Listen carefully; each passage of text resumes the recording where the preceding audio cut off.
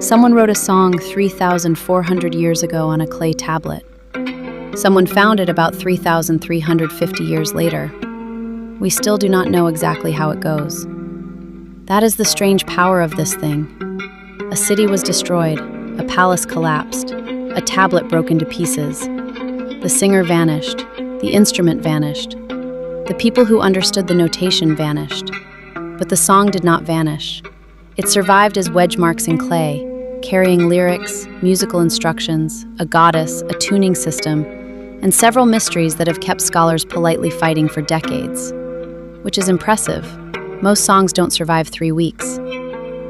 What you've been listening to is Michael Levy's version of it, Hurrian Hymn number 6, also called H6, or the Hymn to Nikkal. That is the version many people imagine first. H6 as ancient lyre music. Sparse, plucked, and slightly unreal, like the past has been given a few strings and told not to overdo it. The hymn comes from ancient Ugarit in present-day Syria and is usually dated to around 1400 BCE. It is one of the oldest known examples of written musical notation, and the oldest substantially complete notated melody that survives. In short, the oldest song in the world. Of course, not the first song ever sung.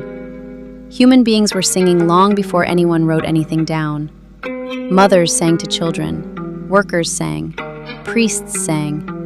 Drunk people almost certainly sang, because archaeology has limits, but human nature does not. What makes H6 extraordinary is that someone wrote it down. Someone thought this song mattered enough to press into clay.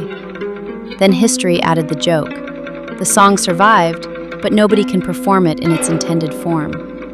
We have the notation, we just do not know exactly what it means. At the top of the tablet are lyrics in Hurrian, a difficult and partly understood language. Beneath them are musical instructions in Akkadian technical language. Beneath that is a colophon naming a tuning state and identifying Hammurabi as the scribe. Not the composer, the scribe. Even in 1400 BCE, someone was already getting a credit for helping with the recording. The hymn is addressed to Nikkal, a goddess associated with orchards and fertility, wife of the moon god Ugarit. The lyrics seem to involve offerings, divine acceptance, reconciliation, and fertility. Some readings hear a woman praying for a child. That image is powerful, but it needs care. The Hurrian text is not fully settled. Then come the musical instructions, where the tablet becomes both wonderful and annoying. It uses technical terms connected to string pairs in a Mesopotamian musical system. The numbers beside them might mean repetitions, or durations, or beats, or selected notes, or something else that would have been obvious to a trained musician at Ugarit, and is now the reason ancient musicologists have strong feelings. That is why modern versions of H6 sound so different. The clay gives us the bones. It does not tell us exactly how the body moved.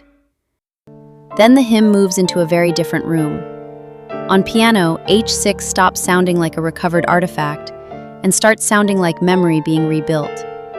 It is a modern Syrian composer, Malik Jandali, treating ancient notation as living material.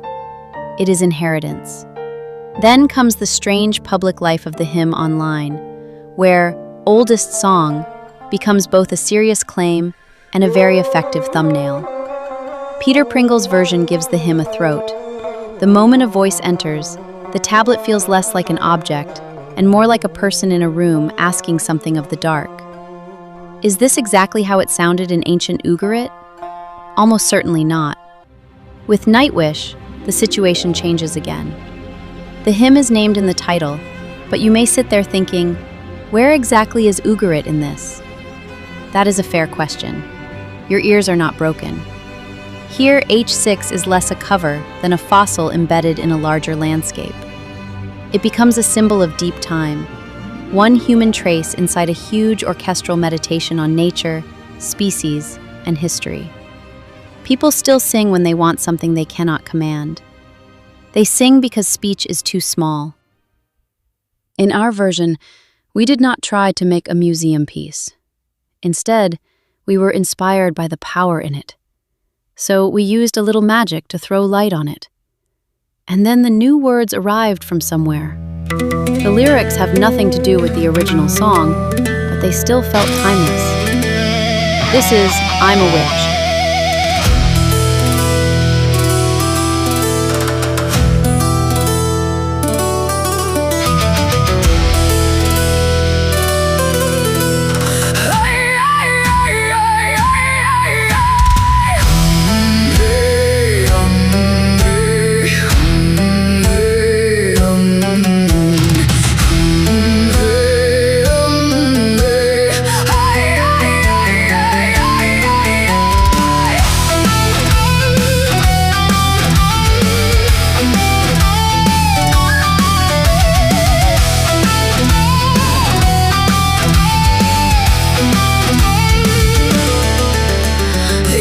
My shadow to the weather vane, said look how that woman leans, like I was born from a backroom spark and a mouthful of kerosene. I walk through town with my jaw set hard, and the crows all learn my name. They love a fire till it lights its own, then suddenly it's flame.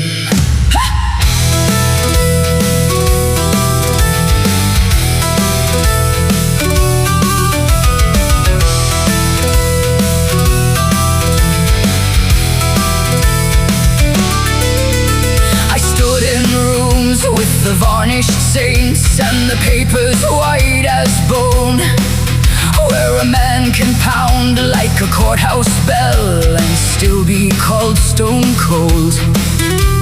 But I speak once and the glass goes thin, the air fills up with smoke, like truth is only a decent suit till it rises from a throat.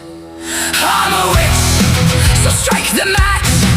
I've worn worse names across my back. I'm a witch, I don't hide. I turn their black and white to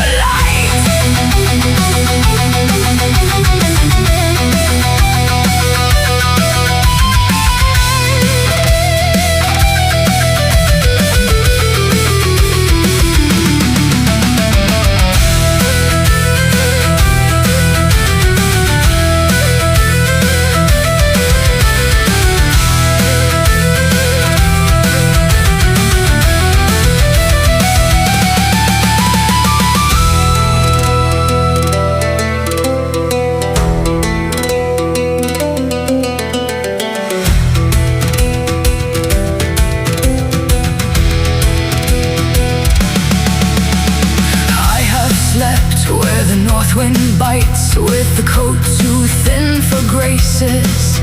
I have carried my heart like contraband past 100 careful faces.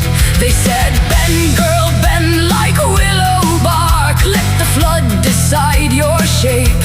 But I was iron under the river mud, I was waiting to awake. There's a line of women behind my ribs with salt in their hair and hands. One lost her song, one bit her tongue, one still won't name the man. They lean in close when the night goes still, and they say, don't waste your breath. You were not born for the narrow gate, you were born to outsing death.